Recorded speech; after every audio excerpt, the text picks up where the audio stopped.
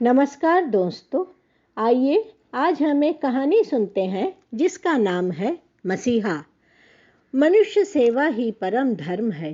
इसी उक्ति को चरितार्थ करती है यह कहानी। अगर मेरी कहानी आप सबको पसंद आए तो ज़रूर मेरे चैनल को सब्सक्राइब तथा लाइक करिए। रात के करीब 8 बज रहे थे। पूरे हॉस्टल में सन्नाटा था। स्टडी आवर जो चल रहा था। प्रत्येक विद्यार्थी अपने अपने रूम में बैठकर पढ़ाई कर रहे थे। राज भी अपने रूम में बैठकर एकाग्र मन से पढ़ाई कर रहा था। तभी हॉस्टल के वार्डन की आवाज़ सुनाई पड़ी। वे जोर जोर से कह रहे थे, एक जरूरी सूचना है, प्रत्येक छात्र तुरंत नीचे कॉमन रूम में पहुंचो। इतना कहना था कि प्रत्येक छात्र दौड़ते भागते हुए कॉमन रूम में पहुंचे। वहां पर वार्डन काफ़ी ऊंची आवाज़ में कह रहे थे, कल से हॉस्टल कॉलेज सब बंद हो रहे हैं। सरकार से सूचना आई है। महामारी चारों तरफ फैल रही है। सबको घर में रहने की हिदायत दी जा रही है। चारों तरफ लोग मर रहे हैं। दुकान बाजार सब बंद हो रहे हैं। अतः तुम सब छात्र जल्द से जल्द हॉस्टल छोड़कर घर चले जाओ।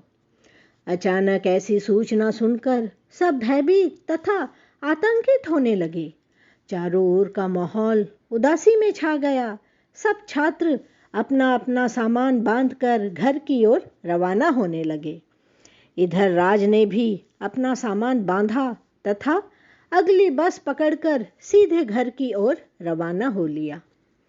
राज के सही सलामत घर पहुंचते ही उसके माता पिता ने चैन की सांस ली। घर में भी सब डरे हुए थे। पूरे कस्बे का वही हाल था। दुकान बाजार सब बंद थे। बाहर बिल्कुल सन्नाटा था। सब अपने अपने घरों में बंद थे। सब तरफ डर तथा मायूसी का माहौल था। लोग अपने अपने घरों में समाचार सुन रहे थे। कहीं पर दवाई तथा ऑक्सीजन का हाहाकार मचा हुआ था तो कहीं पर एम्बुलेंस नहीं मिल रहे थे। हॉस्पिटल में बेड नहीं मिल रहे थे। लोग बिना चिकित्सा के मर रहे थे। लगातार ऐसी खबरें टीवी पर दिखाई जा रही थी। लोग रेडियो पर ऐसी दर्दनाक खबरें सुन रहे थे। राज का मन चंचल तथा अशांत होने लगा। अचानक उसकी अंतरात्मा जाग उठी। उसे प्रेरित करने लगी, जाओ मनुष्य की सेवा करो। लगातार उसकी अंतरात्मा उसे कहने लगी, जाओ मनुष्य की सेवा करो। उसका मन अपने आप से लड़ाई करने लगा। बार बार उसके मन में विचार आने लगे।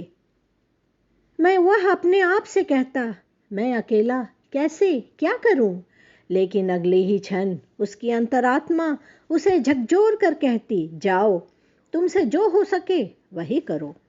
और अगले ही क्षण राज ने अपना सारा साहस तथा अपनी हिम्मत जुटाकर घर से निकल पड़ा और बीच चौराहे पर आकर जोर जोर से चिल्लाकर कहने लगा, मैं आप सबकी सहायता करना चाहता हूँ। मैं आप सबकी सहायता करना चाहता हूँ। अगर किसी को दवाई की ज़रूरत हो या किसी को हॉस्पिटल जाने की ज़रूरत हो या फिर किसी दूसरी चीज़ की आवश्यकता हो तो मेरे साथ संपर्क करें। और वह लगातार अपना मोबाइल नंबर दोहराने लगा और वह बीच चौराहे पर खड़ा होकर लगातार अपना मोबाइल नंबर दोहराने लगा। सब अपने अपने घरों की खिड़कियों से झांकने लगे। कोई कोई दरवाजे खोलकर देखने लगा। सब एक दूसरे से पूछने लगे, कौन है कौन है? तभी किसी ने कहा, मसीहा है। तभी तो अपने जान की परवाह किए बिना ही मनुष्य सेवा करना चाहता है। और फिर राज के फोन की घंटी बजने लगी। लोग क्रमशः उसकी ओर सहायता का हाथ बढ़ाने लगे। वह भी बिना थके कभी किसी बीमार को हॉस्पिटल पहुंचाता तो कभी किसी के लिए ऑक्सीजन की व्यवस्था करने में जुट जाता।